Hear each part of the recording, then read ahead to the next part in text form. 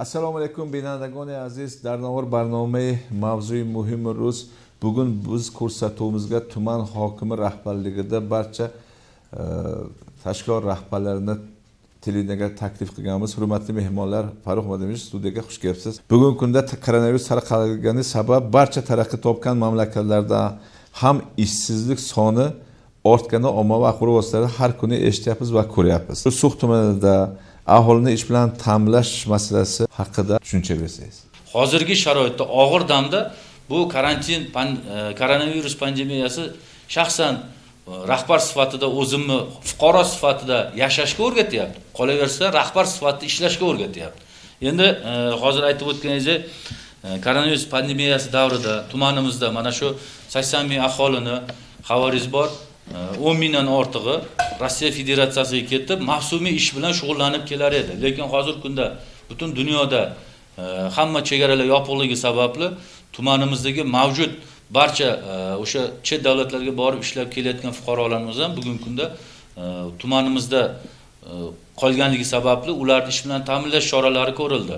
Ya'ni qanday qilindi? Tumanimizda hozir kunda 1010 ta kam ta'minlangan xonadon bo'lib, shundan 100 kam ta'minlangan xonadonlarga 106 ta biz ish yurituvchi subyektlar biriktirdik. Ya'ni pandemiya davrida mana shu vaqtincha ishsiz qolgan 110 ta xonadondan 1354 ta fuqarolarni biz o'sha xo'jalik yurituvchi subyektlarga biriktirdik. Bular o'zining tashabbusi bilan chiqdi.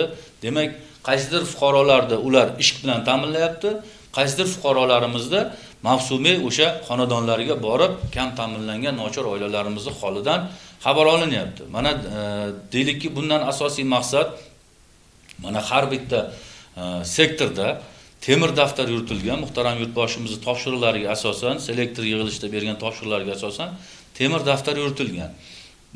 Uni sektor kotiblari to'liq to'ldirib boriladi.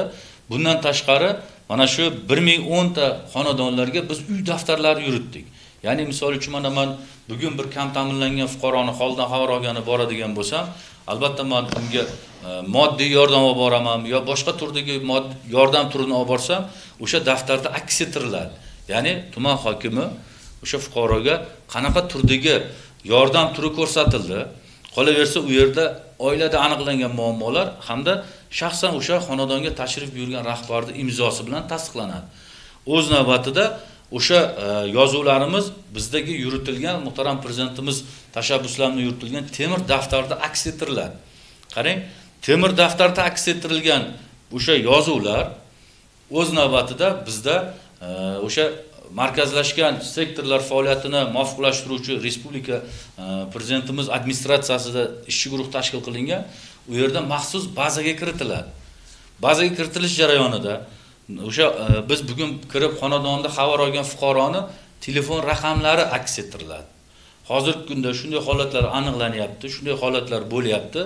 O'sha kol markazida, ya'ni Toshkentda tashkil qilingan tezkor ishchi guruh shtabida kol markazidagi volontyorlar tomonidan o'sha fuqaroni o'sha aloqa telefon raqamiga telefon qilib, shu kuni haqiqatan ham o'sha sizning xonadoningizga tuman hokimi borganligi, o'sha yozuvda ko'rsatilgan yo moddiy yordam olib kirib berildimi degan savolgacha so'rayapti. Qarang, muhtaram prezidentimiz shunday tizim qilib berdilarki, bu yerda oldi qochdi yoki faqat qog'ozbozlik yoki amalga oshirilgan ishlar faqat qog'ozda xo'ja ko'rsinga bo'lmasligini muhtaram prezidentimiz shunday tizim tashkillab berdilar.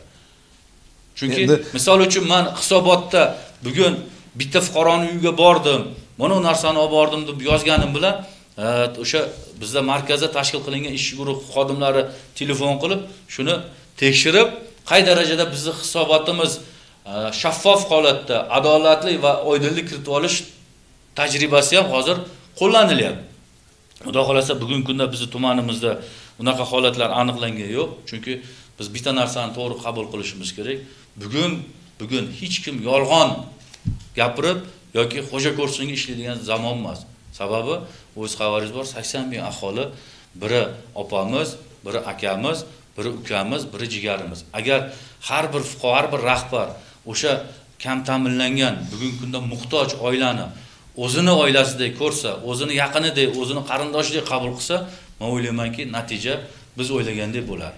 Endi Farruh Madanovich, mana shu hozir men suhbatimizdan oldin markaziy shifoxonada bo'layotgan qurilish haqida ko'rsatuv tayyorlab, quriluvchi bilan suhbat qilib, nechta haligi ishchi o'rin bor, kerak degan bir suhbat efirga uzatildi. Saribozorda qulayotgan haligi yangi maktabda mana shu tumanimizdagi ishchilar ishga jalb qilingan. Mana hozir o'zi aytyapsiz, 10 mingdan ortiq shu farzandlarimiz chet elga chiqib ketardi. Bugun mana shularni mana 20 kishini mana Madali xo'ja ishga oldi, mana 20 kishiga mana siz tomonidan o'sha sizning sektoringizda bir haligi yer ajratib berildi. Xullas shunaqa holatlar yuz beryapti. Qolgan mana shu uyda turgan, ishsiz yurgan bolalarni ish bilan ta'minlash holati haqida. To'g'ri aytyapsiz. Hozir muhtaram prezidentimiz mana shu selektor yig'ilishlarida hozir aytib o'tgandek 1010 ta xonadonga biz xo'jalik yurti subyektlarini biriktirgan bo'lsak, qarangki, bu kam ta'minlangan yo ijtimoiy muhtoj oilalarda tadbirkorlar bo'yniga ilib qo'ymadilar-da.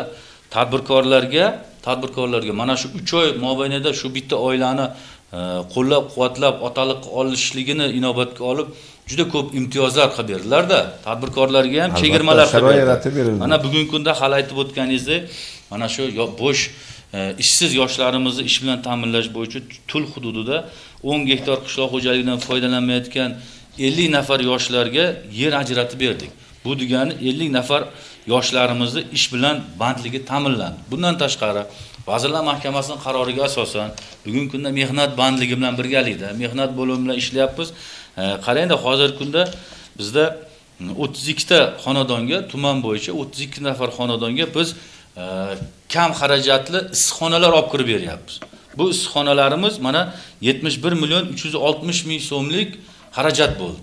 Ya'ni o'sha kam ta'minlangan ishsiz fuqaroga biz davlat tomonidan berilgan subsidiya asosida, ya'ni subsidiya degani bu kredit emas. Bu davlat bekorga mana kuni kecha ham Tulda mana bugun ham biz rejalashtirib qo'yganmiz, borib kam ta'minlangan yakka yolg'iz ijtimoiy muhofazaga muhtoj oilalarga mehnat bandligi bilan birgalikda subsidiya orqali issiqxona olib kirib beryapmiz. Bu issiqxonalarimiz 1 sotikdan 3 sotikgacha mo'ljallangan. Bu ham mana bir oilani ish bilan ta'minlashga kiradi. Agar biz olib kirib bergan issiqxonalardan bir marta emas 3 marta hosil olishni biz o'rgansak, o'sha oilani ertaga iqtisodiy barqarorligi yuqori bo'ladi. Qarang, 32 ta xonadonga biz olib kirib berdik. Bu jami 71 million 360 ming so'mlik biz nimalarni olib borib ishsiz fuqarolarga olib borib berdik. Endi tomorqachilikdan foydalanishda ham ta'kidlab o'tishimiz kerak. Mana bugungi kunda juda ko'p yoshlarimiz, siz aytmoqchi, uyda bizni tumanimizda albatta tomorqachilikka e'tibor juda katta bo'ladi, lekin mana hozir hududma-hudud, xonadonma-xonadon yurganimizda shuni guvohi bo'lyapmizki, ba'zi bir fuqarolarimiz o'zida mavjud tomorqadan ham unumli foydalana olmayapti. Go'yoki biz kirib bunga yo'nalish bersak, o'sha xonadonda yetishtirilgan mahsulot xuddi bizga kerak deb tushunyapti. Lekin kechirasiz, mana xabaringiz bor, mana shu yo'l yopilgandan beri mana tumanimizda tadbirkorlikni ham qo'llab-quvvatlashimiz kerak edi. Tadbirkorlar qo'llab-quvvatlash maqsadida biz Farg'ona shahridan olib kelayotgan o'sha oziq-ovqat mahsulotlarini qo'shni davlat hududidan olib kirishda ham o'ziga yarasha qiyinchiliklar bo'lyapti. Endi mana hozir qarang, o'sha arzimagan ko'katni ham biz Farg'onadan olib kelsak, lekin o'zimizdagi mavjud tomorqada biz uni foydalanmaydigan bo'lsak, albatta tumanimizda rivojlanish bo'lmaydi. Shuning uchun biz bugungi kunda mana shu 32 ta xonadonga issiqxona olib kirib berishimiz ham bu kelajakda tomorqachilikda. Endi mana shu 32 xonadondan tashqari, tomorqadan tashqari siz hokim sifatida nechta ish shu farzandlarimiz ishsiz shu ko'chada qolib ketgani aniqlanyapti.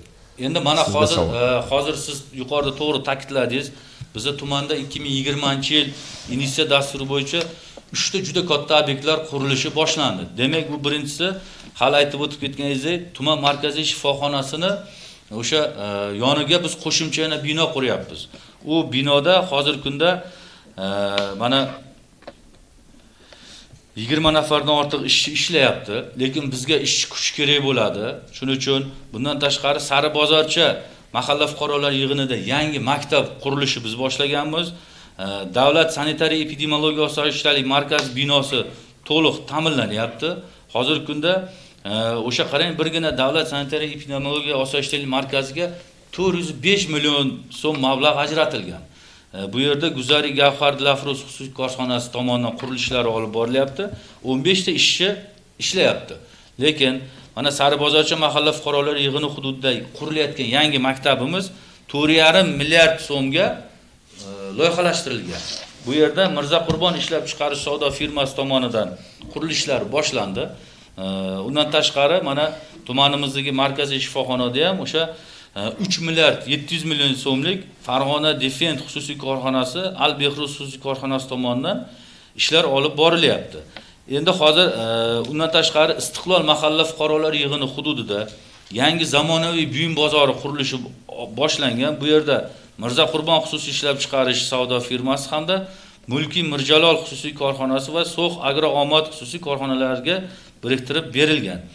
So'x tumanimizda tuman hududida 10 dan ortiq xususiy tadbirkorlar tomonidan 2 milliard 500 million so'mlik mablag'lar hisobidan qurilishlari olib borilyapti.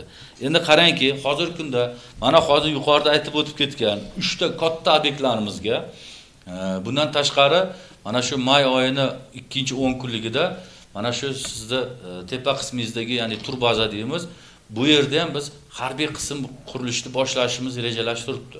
Bularning hammasiga ish kuchi talab qilinadi.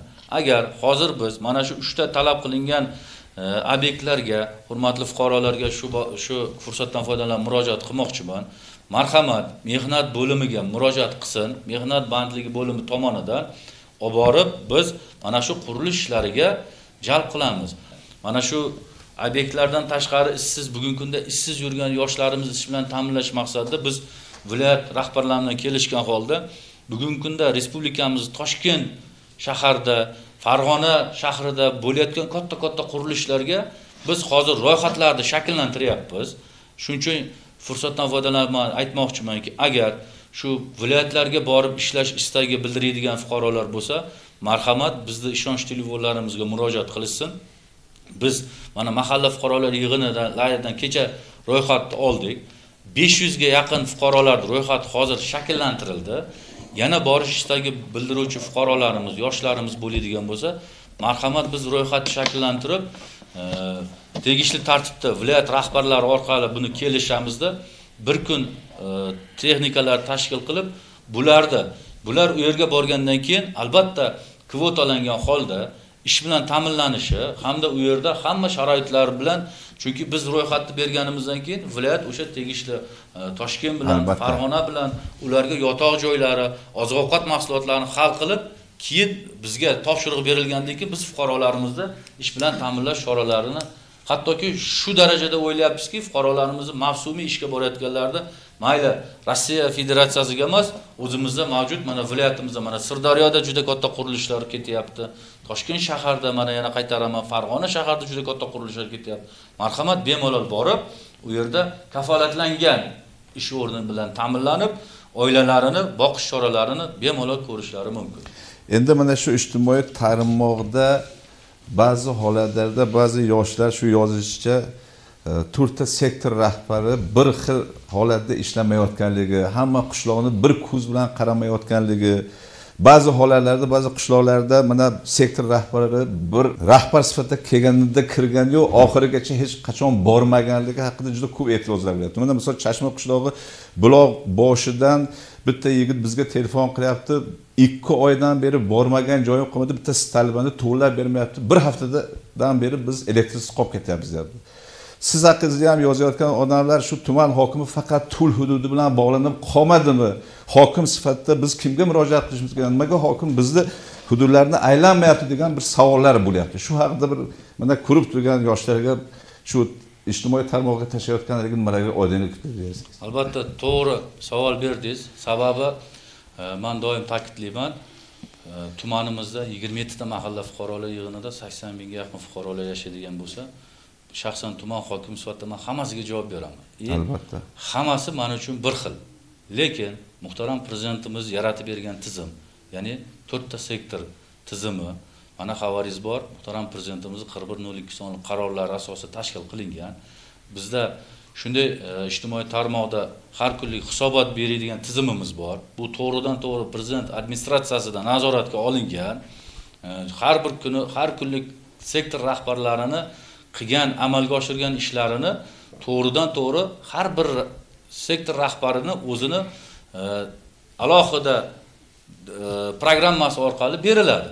Shuning uchun 4 ta sektorimiz kunlik ishni faoliyatni olib boryapti.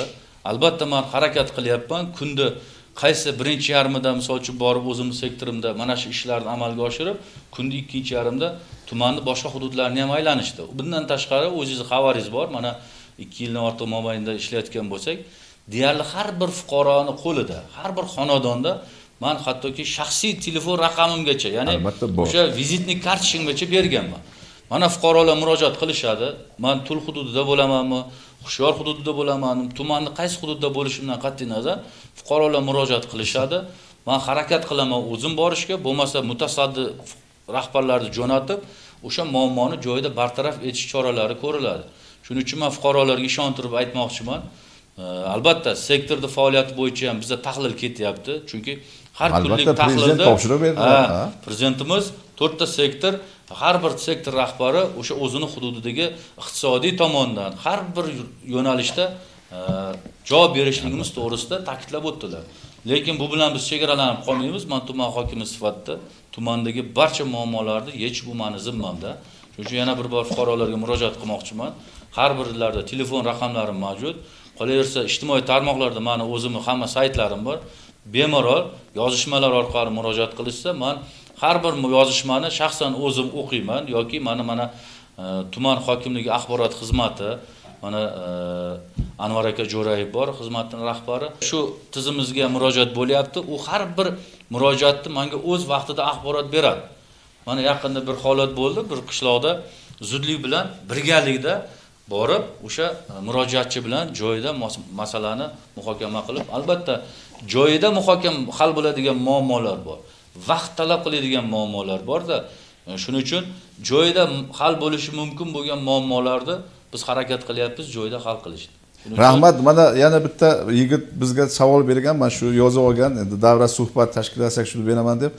Bitta yigit savol beryapti, sektor rahbarlari faqat homiylar tomonidan bergan narsani tarqatish bilan ovora bo'lib qolyapti.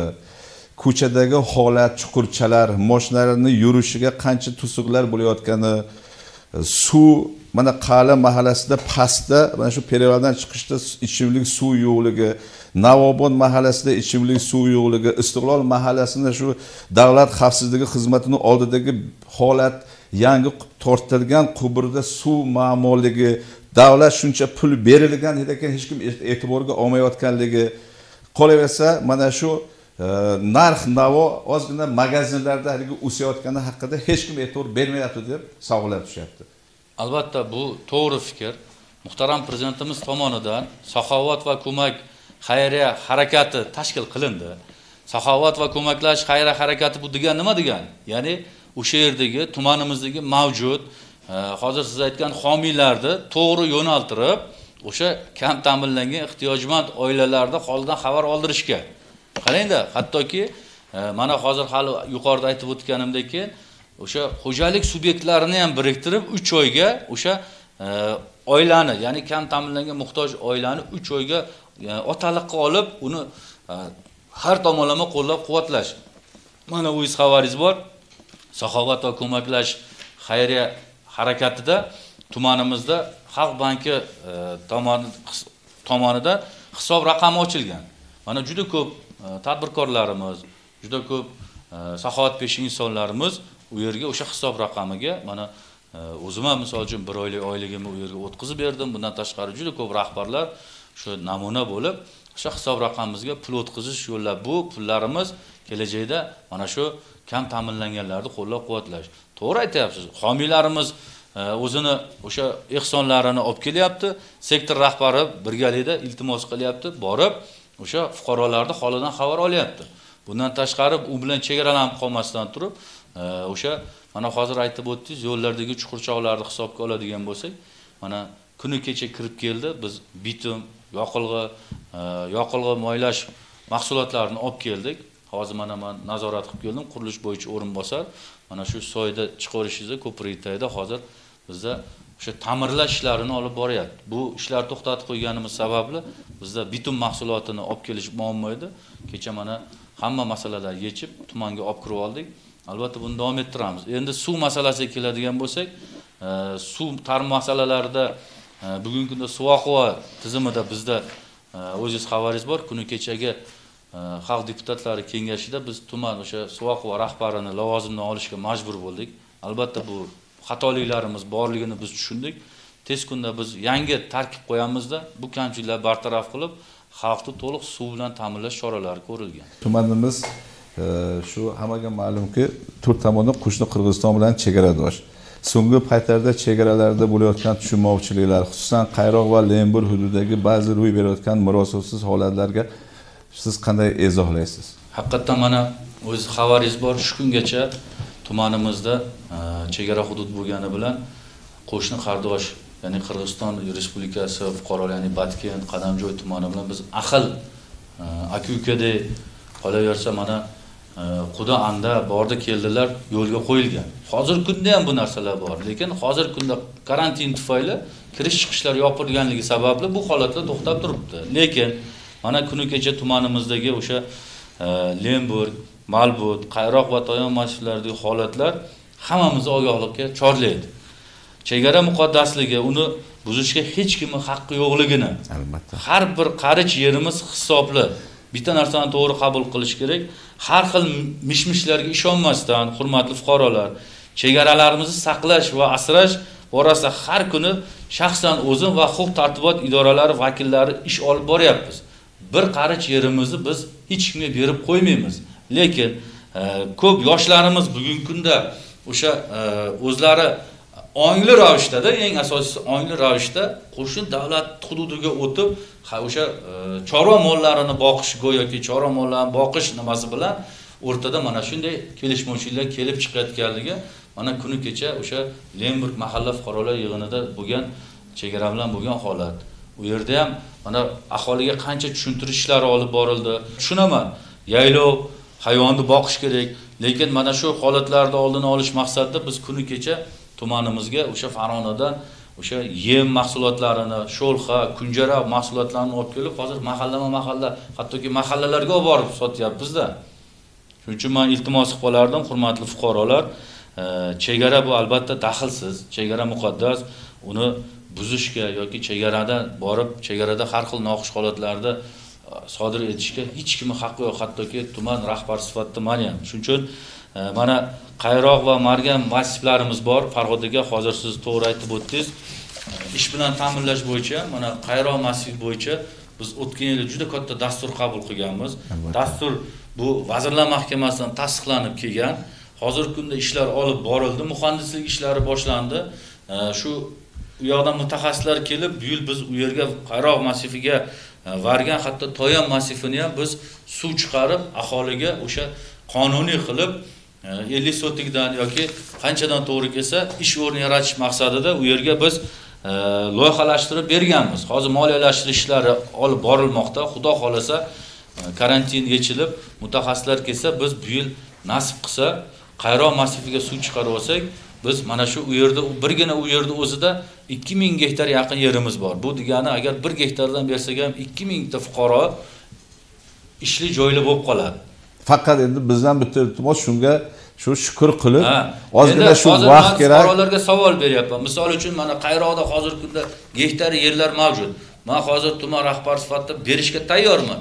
Lekin suv bo'lmagan joyga men ularga bersam, u ertaga u yerga ekin ekib daromad qiladimi yo ziyonga ketadimi?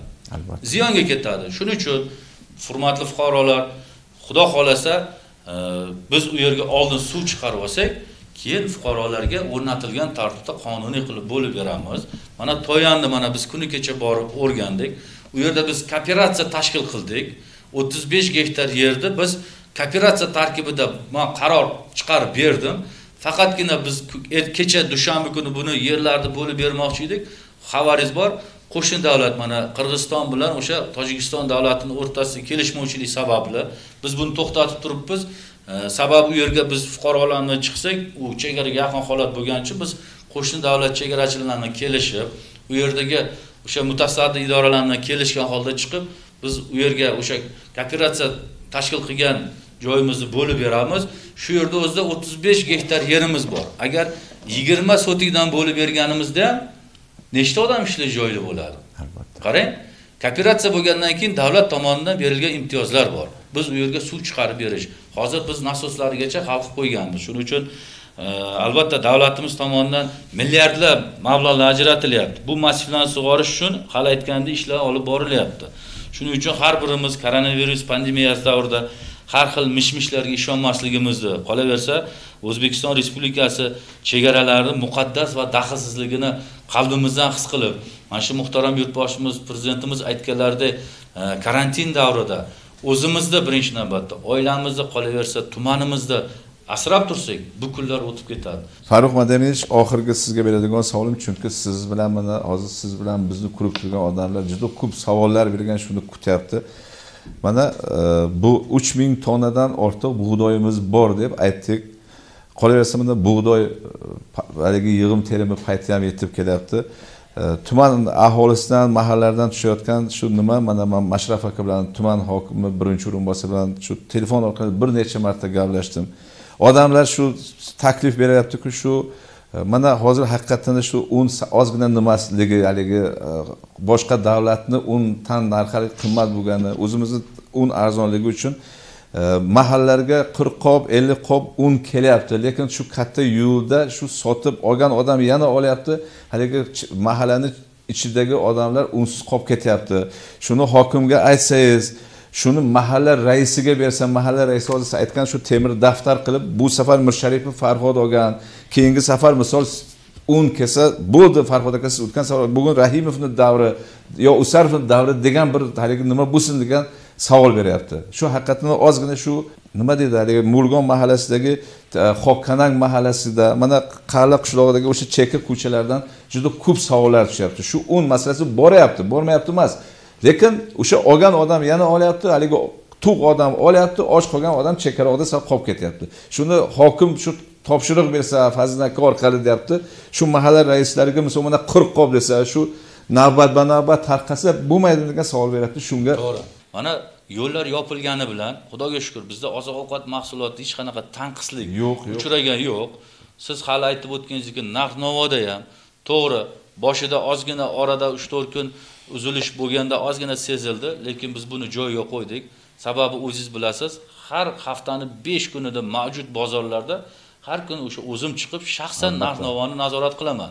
Undan tashqari savdo tochkalarimizda ham bugungi kunda narx-navolar o'sha mutadil holatga kelgan. Narx-navoni sun'iy oshib ketishiga biz yo'l qo'ymaymiz. Endi o'shanda haqiqatan ham to'g'ri aytdingiz. O'zimizda mana So'xdon mas'uliyat cheklangan jamiyatidan ishlab chiqarayotgan unimizni biz birinchi kuni borib o'rganganimizda, o'shanni kunda o'zida 3000 tonna bizda g'allamiz bor edi. Buni biz hisob-kitob qilganimizda bemalol tumanimizda 6 oygacha biz tumanimizni o'zimizni un bilan ta'minlash zaxiramiz borligini biz ishondik. Endi bugungi kunda So'xdon mas'uliyat cheklangan jamiyatimiz, o'zingiz xabaringiz bor, uni modernizatsiyasi, ya'ni ishlab chiqarish hajmi bor yo'g'i 25 ming tonnaga mo'ljallangan xolos. Uni agar biz tepasida turib ming majburlaganimiz bilan uni quvvat shunga yetadi. Biz bu yil 24 soatda. 24 soat ishlagan taqdirda ham bir dam beradigan holat ham. Endi biz buni bu yil mana shu yilda modernizatsiya qilish choralarini rejalashtirgan edik, ya'ni quvvatini oshirish. Lekin mana bu karantin bo'lib qolib, yo'ldagi ozgina nimalarni inobatga olib, hozir o'sha eski modernizatsiyada ishlayapti. Endi buni yana xalqqa biz qulaylik yaratish maqsadida rahbariyatga taklif bilan chiqqan edik. O'zingiz bilasiz, So'xdon mas'uliyat cheklangan jamiyatdan chiqayotgan har bir mahsulot birja orqali chiqadi. Ya'ni tadbirkorlar tomonidan u birjaga qo'yiladi. Tadbirkorlar birja orqali sotib olib, keyin aholiga o'zi olib chiqib sotadi. Biz aholiga qulaylik yaratish maqsadida mana viloyat rahbarlariga rahmat, shuni qo'llab-quvvatlashdi. Hozir bular birjasiz to'g'ridan to'g'ri. Qarang, birja paytida bir qop un biz mahallalarga yetkazib olib borish 125 ming edi bir qopi. Hozir 115 mingdan eshigini tagiga olib borib beryapti. Endi bu tartib bo'lgandan keyin biz adolatli, shaffofli, tarozini pallasini teng olish maqsadida biz 4 ta sektor hududiga 4 ta sektor rahbari bilan men o'zim tasdiqlab berdim. Jadval qildik. Ya'ni 27 ta mahallaga biz jadval asosida kunlik un yetib boryapti. To'g'ri aytyapsiz. Endi mana aholidan kelib tushgan murojaatlarni inobatga olib, ertadan biz shunday tartib qo'yamiz. O'sha qaysi jadval bo'yicha chiqadigan bo'lsa, mahallaning raisi shaxsan o'zi kelib, so'q dondan qabul qilib oladida, borib tepasida turib, o'sha siz aytmoqchi, o'sha aholiga qarab taqsimotini qiladi. Ya'ni bitta mahallada bugun 15 kishi olgan bo'lsa, keyingi jadvalda keyingi 15 kishini olishini men nazoratga olaman. Shuning uchun demoqchimanki, mana hurmatli fuqarolarimizga yana murojaat qilmoqchiman. Har birlarida mana hali aytib o'tdim, mana shaxsiy telefon raqamlarim mavjud. Qaysi joyda qanaqa muammo bo'lsa, 24 soat mana telefonlarim ishlaydi. Bemalol xohlasin og'zaki, xohlasin yozma ravishda murojaat qilishsa, albatta muammolarimizni ustida biz birgalikda ishlaymiz. Har bir fuqaroning biz uchun eng avvalambor xalqning manfaati. Mana shu yerda nima qilsak ham xalqning manfaatini himoya qilish maqsadimiz. Rahmat, hurmatli teletomoshabinlar, mana shu sizlar berilgan savol bo'yicha ko'p holatlarda mana shu tumanimizda bo'layotgan haligi hodisa voqealarida hokim man bo'lganligi uchun mana ko'p odamlar Farruh Madovich aytdi, telefonlarga tushib bo'lmayapti deb. Haqiqatan mana shu zonadan tashqari yurishingiz boshqalar bo'yicha mana men savollarni to'plab olgan edim. Mana shu savol bo'yicha mana javobini siz savol berib javobini berdingiz. Yana qanaqa muammolar, qaysi muammolar sizlarni agar qiynalayotgan bo'lsa, albatta mana suv televideniyasining telefon raqamiga telefon qilsangiz, mana shu davra suhbatlarini biz shunaqa bir rejalashtiryapmiz. Bir 15 kunda bir marta mana shu davra suhbatlari tashkillashtirib, shu sizlarning savollaringizga albatta javob beramiz degan umiddaman. Farruh Madovich, rahmat. Mana ro'za Ramazon oyida koronavirus sabab aholini to'plab iftorlik qilish qat'iyan man etilgan. Biroq bizga yetib kelgan ma'lumotlarga qaraganda, so'nggi paytlarda ba'zi odamlar tomonidan bu qoidaga amal qilmayotganligi, yashirin holatlarda fotihalarga borishi sezilayotgani ma'lum bo'lmoqda. Fazlin aka, mana shu albatta buni tepasida odamlar aytganda har bir tashkilot rahbarlarining fotihaga borganini haqida mashinasining nomi raqamigacha menda bor. Agar mana o'zingizga beraman, shu mana sizlar aytyapsizlar, mana shu turizm elektor mana kelib falon joyda shunaqa fotiha o'qib ketdi degan savollar bo'lyapti. Albatta shu holatlarda o'sha boshiga musibat tushgan odamlarda bizga nisbatan nafrati baland bo'lyapti. Chunki falon tashkilot rahbari sekin yashirin holatda kelib ketyapti, hech kim mishiqini pish demayapti, lekin bizga nisbatan o'sha marosim tushgan odamlarda bizga nisbatan noto'g'ri tushunmovchiliklar paydo bo'lyapti. Mana Homidjonga rahmat, Chashma mahalla fuqarolar yig'ini raisiga, chunki mana kecha bitta yigitimiz shu holat bo'lganda mana biz ham turta shifokorlar bilan bordik, shunday ko'ksiga qo'lini qo'yib haligi aka dedi, bo'ldi biz qaytib keldik. Lekin shunga ham qaramasdan soy bilan men o'tdim degan odamlarning ko'pini eshitdim. Endi haqiqatan biz bormagandan keyin hammasi bizning ustozimiz, doktorning yonida doim biz mana shu akasi bilan birga yurganmiz, endi baribir tushunmovchiliklar bo'ladi. Shuni qat'iy amal qilish uchun qanaqa choralar ko'ryapti? Mana bitta endi sizga beradigan savolim, markaziy shifoxonada bir yigit menga aytayapti. Menga bir xalta o'sha 1 kilo guruchu shu profsoyuz tomonidan narsa tarqatgan, menga ham olib bering dedi. Xafa bo'lib profsoyuzning rahbariga aytdim, beraman dedi. Keyingi holat bir 3 tur qadam borsam bitta aka aytayaptiki, qorni to'q aka aytayaptiki, Farhojon maslardan xafaman. Hech bo'lmasa 3 payshanbaga ruxsat berish kerak deyapti. Endi 3 payshanbaga ruxsat berish uchun uni qurbi yetadi. Lekin mana shu eshik tagida turgan qorovulni qurbi yetmaydi. Shu bir xil holat bo'lish uchun endi haqiqatda 5 panja barobar emas deyapti odamlar. Lekin bugun zamon o'sha panjaga ham qaramayapti-da Fazlin aka. Shu holatni bartaraf qilish uchun sizning fikringiz? Haqli, bu aholi tomonidan e'tirozlar bo'lyapti. Haqiqatan mana shu hozir muhtaram hurmatli hokimimiz aytib o'tishi, koronavirus pandemiyasi kasalligini oldirish bo'yicha qancha ishlar qilinyapti, joylarda shunaqa tashkilot targ'ibot ishlari olib borilyapti. Shunga qaramasdan mana joylarda shu marhumlarga bag'ishlangan ba'zi bir tadbirlar yoki masalan mana ro'za Ramazonda o'tkazilgan tadbirlarda haqiqatda bu shunaqangi holatlarga yo'l qo'yilyapti. Mana ba'zi mahalla fuqaro yig'in raislari aytib o'tgan mahalla fuqaro yig'in raislarimiz haqiqatda o'sha tartib, o'sha karantin qonun qoidalariga qattiq amal qilgan holda fuqarolarga to'g'ri tushuntirish ishlari olib boryapti. Lekin mana ba'zi joylarda mana kechagi kuni ham bo'lgan, yakshanba kuni bo'lsa, mana biz ishda bo'lganmiz, lekin bir e'tiroz bo'ldi. Mana shu e'tirozga nisbatan o'rganganimizda haqiqatda shu holatlar aniqlandi. Mana domlaga ham, imomimizga ham kecha mana iltimos qildim, shu tadbirlarni bir tartibga solishini, qattiqroq shu karantin qoidalariga amal qilish to'g'risida tashviqotni kuchaytirish masalasida imomimiz bilan gaplashdik. Haqiqatda bu e'tirozlar to'g'ri bo'lyapti, lekin bunga hammamiz shu bir yoqadan bosh chiqarib shu masalani, qo'yilgan masalani talabini, ijrosini biz nazoratga qattiq olishimiz kerak. Chunki hurmatli prezidentimiz biz metun intizomda ishlamasak bo'lmaydi dedilar-da Fazil aka. Bugun hayot shu metun intizomda ishlashimizni talab qilyapti.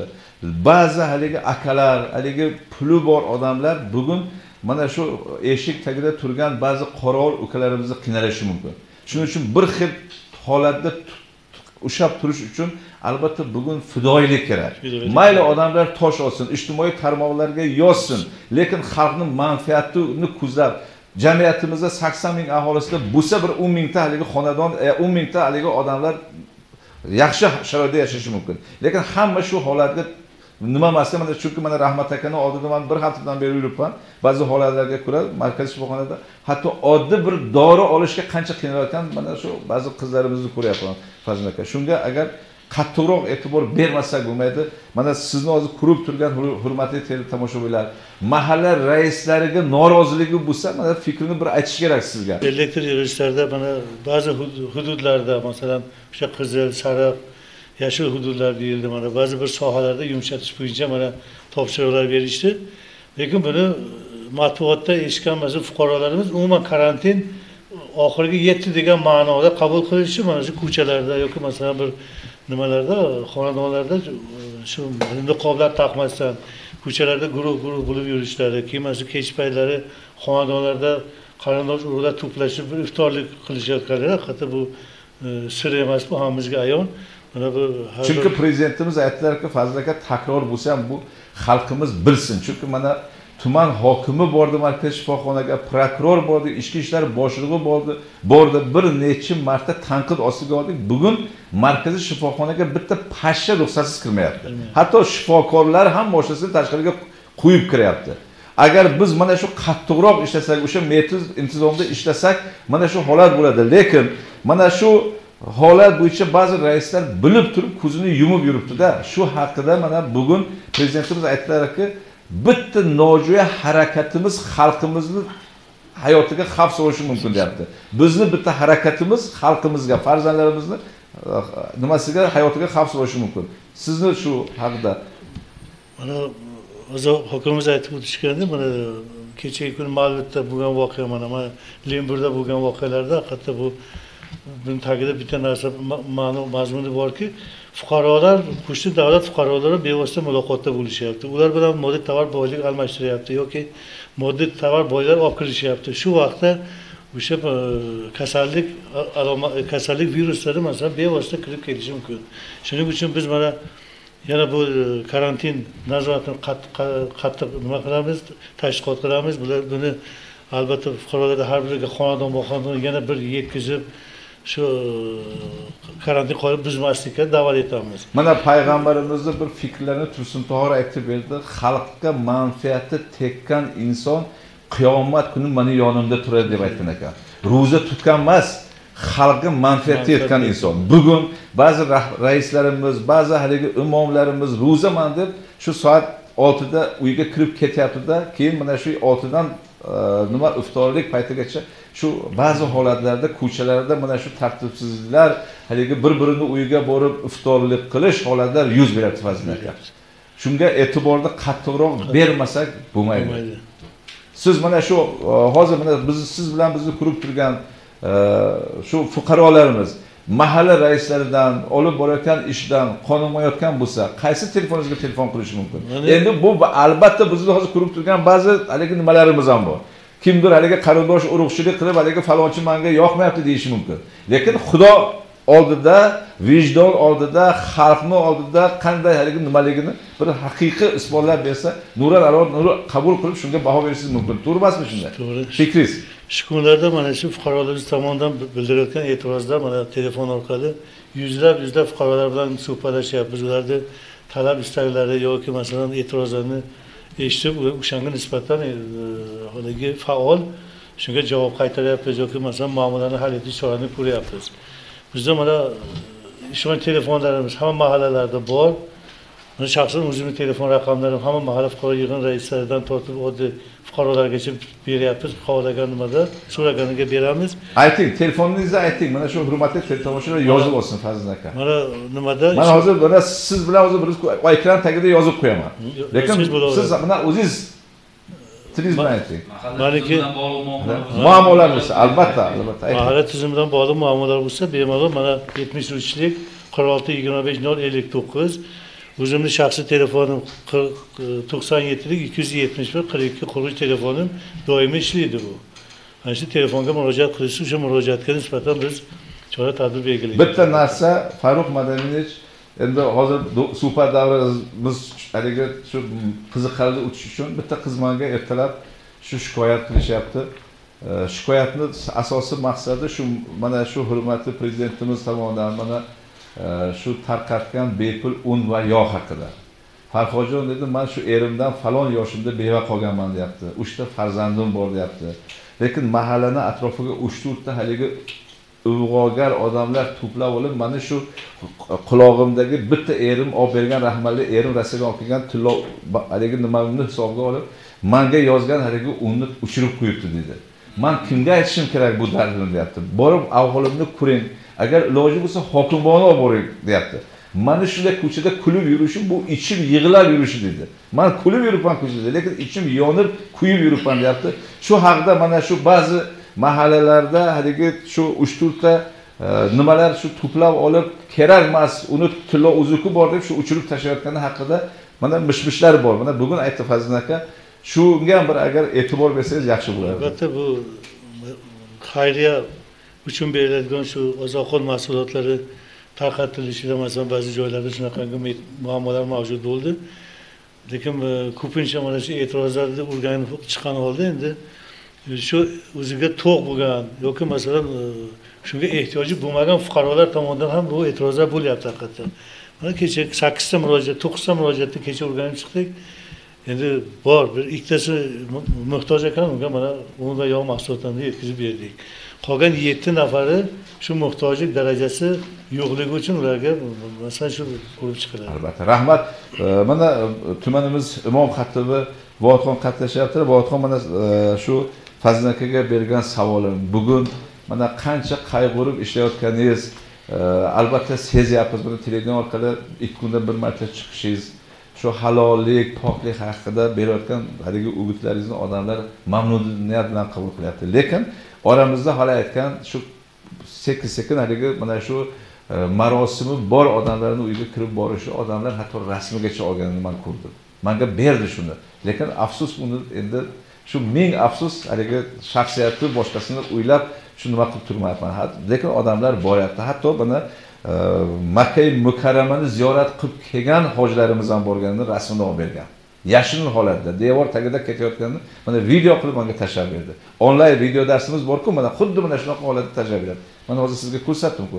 Shu fikringiz ba'zi haligi mahallada masjidi yo'q, imomi yo'q, haligi mahalla domlalar shunaqa holatlarga fikringiz. Albatta e'tirozi rais shimo be navbanne avvalo halak insona از کار کردنش مقصدش نشده با کدام مقصد کار کساس مقصد احسان سه مقصد رفته دلبرداری سه مقصد کار ما نباشه دیگری و آینده کارنده کمچیش نمیگیرد اگر ما حقیقتا مقصد کار ما کار ثواب باشد با مقصد ثواب باشه دیگری ما باید مجبوریم اطاعت همون کار با اداره مسلمانان ازبکستان اصل کرانتین فتوا بردن فرمایش بردن اطاعت وی برای حالی که ما واجب سمشد گناهکار میشیم اگر همون تحقیقاتی که از طرف دینی دولت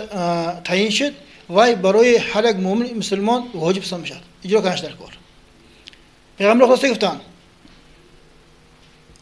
agar do'ntonki yak diyor ba vabo omad kasal ham vabo so'y ba unja naravton guftan agar da unja boshdan unja naravton guftan این demak har yak mo'min ba hamma xil ehtiyoti salomati xarch qilishga payg'ambar Xudo majburan farmudan این واجب sanmışlar mo'yam barayam peshgiri ham xil illatha harakat qiladigan barayam lozim است اما diniy davlat fatvo binoan har inson باید رعایت کند که برای و انسان یک کار ثواب میکنند گفته کار گناهکار نکند مثال همین تعزیانده احساننده ما گاه ثواب نه ریا گفته میرم خاطر گفته دو برای دختر شده همجا رفتن گفته دو این ریا خوجه کردن هایده اگر من همون چشمگی یک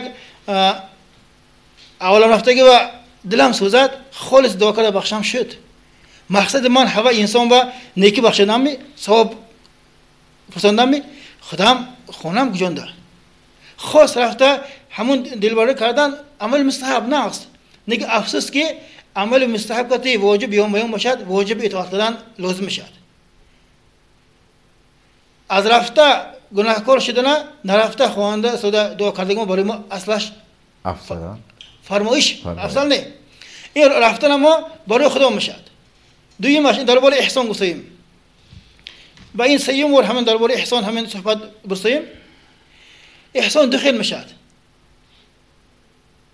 یکمش احسان سبکش دیگه انسان با از ما یکم منفعت رسوندن ما یا که با انسان با روحان یا معنی نیک رسوندن ما اگر از ما و انسان منفعت دیدنش موی خلصان کند ایرش بسیار فقط خانم و دعوت کرده و یا تمام پختن احسان و مندگیش احسان نه از این بلندتر شد ما چقدر مکتب خشم میچخم بازم سر اوله آدمش کم سیر میچخم اگر همه چیزا خونه های براتیم چی زنش میخرد بچهش میخرد نویرش میخرد حقیقی احسان خیلی میشد کن اکن 10 کیلو آش دام کرده یک کوچه ایروز تقسیم کنید ریا نمیشد لیکن خونی مو اومدنش این چیز ناز بود فاتح دو میشد لیکن عمل مستحب کتی واجب یومان استگنده واجب اطاعت کردن لازم است برای همین وادرها این مصیبت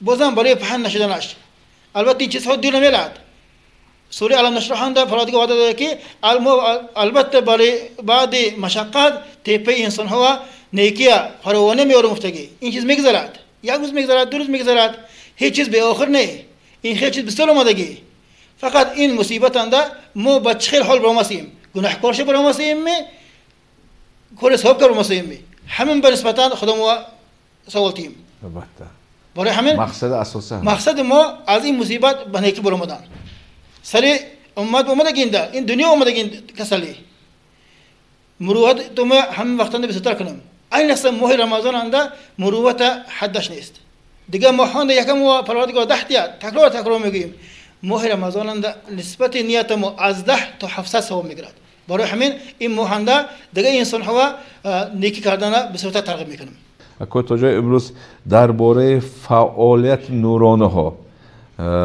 بعضی حالت ها در کوچه ها گشتگی وقت بمانه درباره آب نوشاکی برنامه ها تهیه کرده داده که وقت با بعضی بینندگان نورانه های ما امروز در خانه بودنش در کرانتین بودنش سببش همین خیلی حالت ها رخ داد گفته استادیان شما با حاضر سوال هایی که با اکوی فضل نمونه با حاکم ناحیه منه با امام خطیب ناحیه دادم از همه ها چقدر خلاصه برآوردید oldinam biz aytganmiz xalqni ichida ham ko'rib yurgan paytimizda aytganmiz har bir nuronini o'z o'rni har bir nuronining o'z yo'li mavqei bo'lishi kerak mana barcha tumanimizda olib borilayotgan ishlar mana tuman hokimidan boshlab sektor boshliqlari yu mana mahalla televideniya imom hammamiz maqsadimiz bir shu so'xta xalqi tinch osoyishta yashashin maqsadimiz o'shalarda osoyishtaligini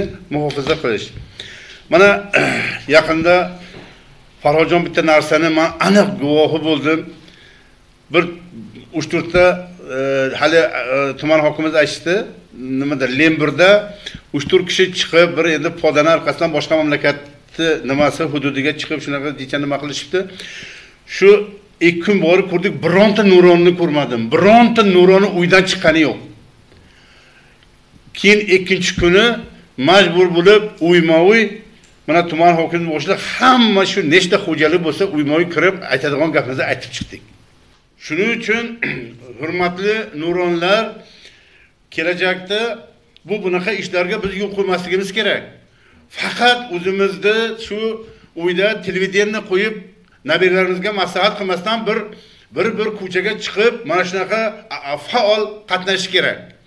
Mana hozir tumanimiz hokimimiz aytishdi, bitta narsani biz guvohi bo'lyapmiz. Bu mana hozir bu vaqtinchalik bu albatta. Buni hech ham vahima qilmaslik kerak. Vaqtinchalik mana shu tadbirkorlarimiz olib chiqish, shu qo'shni davlatdan yukni olib kelish bu osonlikcha bo'lmayapti.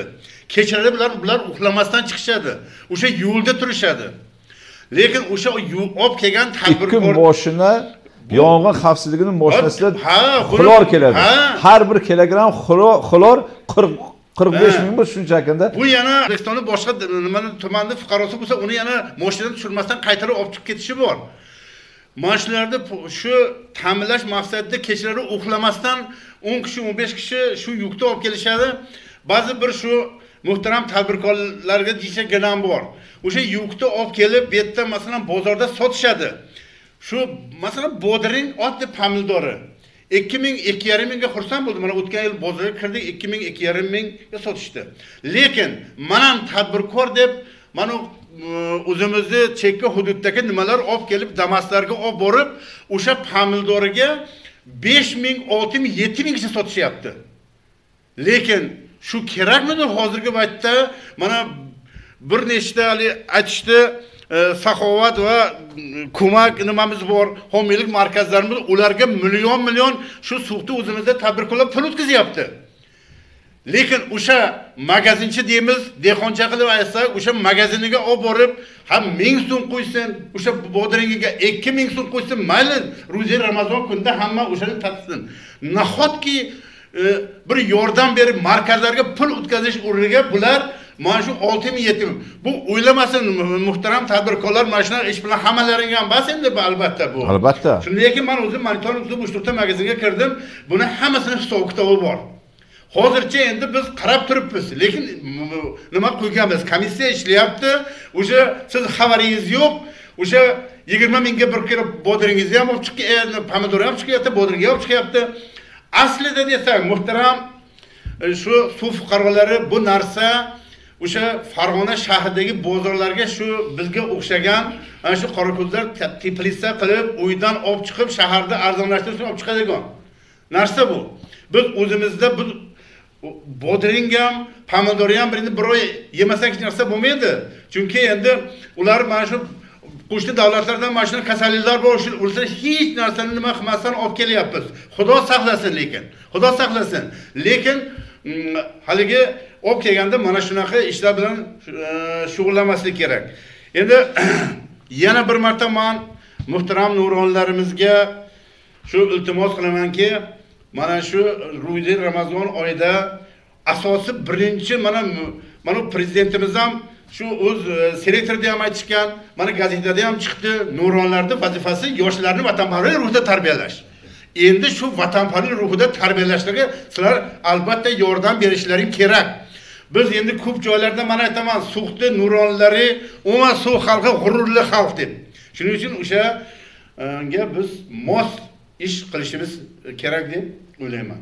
Rahmat aka, men tuman sizni mana hokim rahbarligida chaqirganimiz sababi shu markaziy shifoxonada yurganimda ba'zi shu karantinga rioya qilmasligi, ba'zi odamlarimiz shu keyin shu kasallarni ichida, kasalxonaning ichida qancha harakat qilyapsiz, rahmat, lekin tartib bor.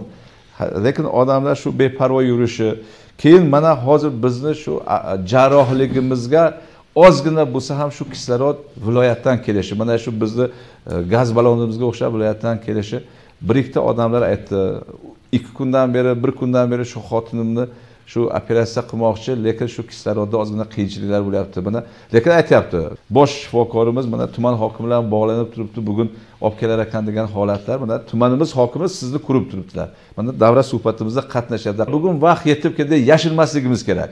Chunki ertaga mana shu bitta kislorodning orqasidan bir gap-so'z chiqsa, masalan, hokimga mana nimaga menga aytmadingiz degan holatlar bo'ladi, rahmat aka. Shu haqida bir mana hurmatli teletomoshabinlarga bir tushuncha bersangiz. Boshlab 199 ta So'x tuman fuqarolari karantin nazoratida turgan. Bulardan 40 tasi haligi shifoxona izolyatorda. Qolganlari uy karantinida bo'lib, hammasi 14 kundan nazoratda bo'lib chiqib ketganlar. Bugungi kunda 28 ta qolibdi. Mana shu kunga qadar hali birontasida bironta haligi kasallik alomatlari yo'q, bo'lmagan. Keyin bular So'x xalqiga yana bir marta takrorlayman, bular kasal emas.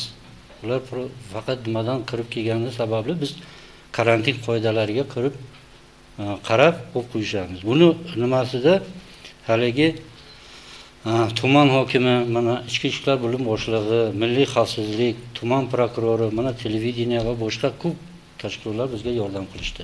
O'shalarning yordami bilan shu kunga yetib keldik mana shu. Faqat bitta nimam bor, iltimosim bor. Xalq, So'x xalqidan mana kirib kelishyapti. Hali siz aytib o'tdingiz, biror narsa kerak bo'lsa mana rahbarlar olib kelib berishyapti bizga. Undan tashqari mana bitta pomidor bodring deb olib kirib, misol mana 40 tonnami shuncha bodring kirdi, kechagi bozorga kirsam chirib ketibdi. Mana shu Chashmani postib turganimizda tuman hokimi bitta mashinani haligi buzilib qolgani haqida 5 marta qadamjoyning hokimiga chiqqanini guvohimiz. Mana ikkovimiz ham ro'za turibmiz. Mana hammamiz ro'za. To'g'rimi? Buni endi aholi ham bilishi kerak-da. Shunga ham haligi e'tiborni sarayga nima qilish kerak? Shuni aholiga men iltimos qilyapman yana bir bor. O'sha olib kirib kelayotgan bir so'mlik o'zini foydasini deb o'shani olib kiryapti, lekin uyda uni o'g'li bor, bola chaqasi bor, nabirasi bor, ota-onasi bor. O'shalarni o'ylamayapti. Ular olib kirishi mumkin. O'shalarni o'ylasin. Keyin faqat yuqoridagi ola aytganman, yuqoridagi tashkilotlar emas, har bir fuqaro bizga yordam berish kerak. Har bir fuqaro. Har bitta fuqaroning yordami nimada? Faqat o'sha oddiy karantin qoidalariga rioya qilish kerak xolos. Har bitta fuqaro o'sha karantin qoidalariga rioya qilsa, bizda haligi unaqa qiyinchilik bo'lmaydi. Mana tuman hokimi oldida kislorod haqida fikringiz. Albatta bu viloyatdan olib keltiradi. Bu sizni misol aybingiz yo'q emas, lekin bu bugun muammo shu holat ham. Kislorod endi unaqa, kislorod olib kelganmiz. Hali sizga ham aytdim, kislorod bor. Faqat aytishganki, yuqorida biz endi viloyat hozir Yulberg, Anklav biz maslahatlashganmiz. Haligi bizda planoviy deydi-ku, har kunlik operatsiyalarni to'xtatib qo'ying. Ular faqat kislorod bilan bo'lmaydi, unga narkotik kerak, boshqa dori-darmon kerak. O'shaning uchun planoviy haligi har kungi bo'ladigan operatsiyalarni to'xtatib qo'yib, ekstreniy deydi-ku, buni qilib bo'lmaydigan operatsiyalarni qilish uchun biz o'sha kislorodni beryapmiz. Mana misol apendisi yorilib ketyapti deydi, boshqa deydi. Homilador ayollarni Xudo saqlasin, mana 1,5 oydan beri bizda bunaqa haligi nima fojialar bo'lgani yo'q. Bu bo'lib qolishi mumkin. O'shaning uchun biz olib qo'yapmiz. Hali kirgan u odam uniki haligi har kun bo'ladigan operatsiya. 10 kundan keyin qilsa ham bo'ladi, 15 kundan keyin qilsa ham bo'ladi. O'shaning uchun bizda sal nimaroq bittasiga unday kislorod olib kirsak, nima qurib bizda kasalni nima operatsiya qilmayapti, nima uchun deb. Keyin doktorlarning ham aybi bor, hali men tushuntirdim-ku. Bir ikkitasi shunaqa debdi endi. Tushuntirsa bo'ladi, operatsiya shunaqa deb kislorod ma'mur deb qo'yishibdi, uni men hali hal qilib berdim. Mana hozir bizni oldimizda tuman hokimi o'tiribdi. Agar bizni bitta nojo'ya harakatimiz mana tuman hokimining minusiga ishlab beramiz. Agar hokim shuni bilmasmikin degan savollar bo'ladi. Mana siz shifoxona, markaziy shifoxonaning rahbari sifatida muammo nima? Bugun markaziy shifoxonada karantin, yo'llar bek, mana tuman hokimi eshitib turibdilar davramizda. Shu muammoyimiz nima va hokimdan shu muammoning yechimini mana so'rab qolamiz keyin.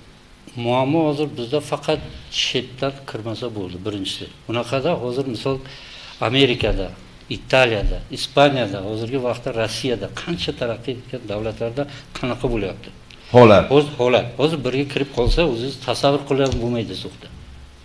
Boshqa dori darmonlar hamma narsamiz bor. Boshqa dori darmonlar nimalar bor. O'shaning Endi o'zi aytgan o'sha ekstrem holatlarga kislorodni yashirib qo'yib, planoviy endi u misol etam bir oydan keyin ham qilsa bo'ladigan kasallar ular. Shunga olib qo'ysa, endi buni ham tushuntirish kerak-da. Mana bugun ana ikkita akani ikkovimizga chiqib shu kislorod muammoligini hokimga boraman deyishi endi bu hammani asabini buzadi-da shu halda. To'g'ri tushundim. Ularni chaqirtirib men tushuntirdim. Holat shunaqa. Faqat iltimos qilardim mana haligi aytgan yuqori tashkilotlar, tuman hokimi, ularga men tibbiy xodimlar nomidan rahmat deyman, yordam qilishdi. Battar rahmat. Faqat aytayapman, har bitta fuqaro ham bizga yordam berish kerak. Fuqaro o'sha karantin qoidasini bajarsa, qilinsa, bizda hech qanaqa nima bo'lmaydi. Faqat karantin hali tugamagan. Karantin tugagani yo'q. Hozir ham bizga kirishi mumkin kasallik. O'shaning uchun hali men o'sha tashkilotlarga mana iltimos qilyapman, fuqarolarga ham o'sha narsa kerak emas narsalarni olib kirib, baqa mana shu produktlarni shu olib kelgan nimalarda ham bo'lishi mumkin o'sha virus. Nimaki ba'zilari o'sha achakdan chiqib kelyapti. Albatta, lekin shu men bugun mana Farruh Madanovich tasvirga oldim, yangi o'sha bo'layotgan qurilishni shu shifokorlarga, hamshiralarga rahmat. Albatta buni xudo xolasa mana shu hamma kasallik unutgandan keyin mana sizga bir sizni huzuringizda xudo xolasa mana shu tibbiyotlarga bir haligi mana o'zingiz aytdingiz. Albatta bir rahmatini aytamiz, chunki qancha qiyinchilik bo'lsa ham, qancha haligi ba'zi insonlar bor ekan, shu bemalol doktorning haligi haqoratlab chiqib ketadiganlarni men guvohi bo'ldim. Hatto borib bittasiga aytdim, aka, vaqt bering endi, kasalni pishirdingiz endi. Ozgina vaqt kerak, kasal bu haligi mashinaning nimasi emas, zapchasini almashtirsa, endi bunga vaqt kerak deb tushuntirdim. Albatta bularni ham asabiga men tan berdim, chunki juda og'ir ekan. Bu tepadan, chekkadan turib tosh otib turish oson ekan, lekin ichida yurib men ham shifokorga o'xshab ozgina haligi ko'rdim bu holatni. Rahmat aka, albatta rahmat. Karantin davrida shu yo'llar yopilgandan keyin mana guvohi bo'lib tasvirga olganmiz. Mana 3 dona yangi zamonaviy kompyuter usulida ishlaydigan sun'iy o'sha havo beradigan, nafas beradigan apparatura kirib keldi. Bundan tashqari yana qanaqa apparaturalar keldi? Tumanimiz anklav joyda joylashganiga qaramasdan, boshqa qiyinchiliklarga qaramasdan, mana qo'shni davlatdan o'tib kelishiga qaramasdan, mana shuncha ikkita sun'iy nafas berish apparati IVL deyishadi. Keldi bizga 360 million ikkovi har ikkovi. Undan tashqari ikkita o'zi kelgan apparat o'zi kelganlari bor. O'shaning uchun o'zini ushor degan hududimiz bor, uzoqroq o'shanga biz berganmiz bittasini. Bittasi Tul tomon Ahmedboyevga berganmiz o'zini. Shular undan tashqari bir 250 dona forma 30 deymiz-ku, kiyiladi kombinezon o'shalar kelgan. Bir necha mingta, 20-25 mingta niqoblar kelgan. Xlor vositalari dezinfeksiya uchun 2,5 tonna. Mana shu dori darmon qon tahlil apparaturasini ham kecha gaplashib juda zamonaviy bo'lib ketibdi. Ha, zamonaviy hozir. Ana shu bitirgan yangi binomizga jihozlarni ham berilgan, hammasi laboratoriya jihozlari, rentgen, UZI, yana yangi UZI apparat, hamma sharoitlar bor o'zi bunda. Yana bir bor hurmatli tumandoshlarimizga murojaat qilmoqchiman. Tuman hokimi sifatida emas, So'x tuman farzandi sifatida mana buyuk bobokalonimiz Amir Temur bobomiz bitta so'zlari bor. Bizda nimaga qodirligimizni bilmoqchi bo'lsangiz edi, kelib biz qurgan imoratlarga, binolarga razm soling deydi. Jannat makon So'xni bundan keyin obod qilish albatta bu o'zimizning qo'limizda. Bu yerda obod qilish ham, bu yerda bunyodkorlik ishlarini olib borish ham bu bizning qo'limizda. Chetdan birov kelib qilib bermaydi. Biz mana 1,5 oy, 2 oy mobaynida temir intizom, qattiq qo'llik bilan turishimizdan maqsad oddiy o'sha koronavirus balosini keltirmaslik bo'lsa, ikkinchi masala xalq kayfiyatini ko'tarish bo'yicha barcha ishlar olib borilayotgan bir paytda ba'zi bir nopok insonlarimiz shaxsiy manfaatini o'ylagan holda xalqni besaramjon qilib, butun respublikaga So'xni sharmanda qilish holatlari ham uchrayapti. Yana nimaki, mana o'zi tumanimizga yillar davomida kelmagan fuqarolarimiz go'yoki bugun So'x tumaniga nisbatan salbiy fikr bildirishlari albatta bu xalqimizning g'azabini keltiryapti. marhamat o'sha chetda turib, yillar davomida tumanimizga kelmasdan turib, So'xda bugungi kunda barpo qilingan mana shu bunyodkorlik ishlarini ko'rmasdan turib, har xil mishmishlar yoki salbiy fikrlar bildirayotganlar kelsin mana birgalikda ko'rsin. Biz bilan birgalikda So'x jannat makon So'ximiz bugungi kunda qanday holatdaligini ko'zlari bilan ko'rsagina, men o'ylaymanki, o'zlarini salbiy fikrlari albatta ijobiy bo'ladi. Rahmat, hurmatli tomoshabinlar, mana biz tuman hokimligi rahbarligida davra suhbatimizni shu sizlar bergan savollarga mana javobini efirga uzatdik. Sizlarda qanaqa yana muammolar, qaysi savollar bo'lsa albatta bizga murojaat qilinglar. Hurmatli mehmonlar, bizni davramizga xush kelibsizlar. Mazmunli va qiziqarli suhbat uchun rahmat.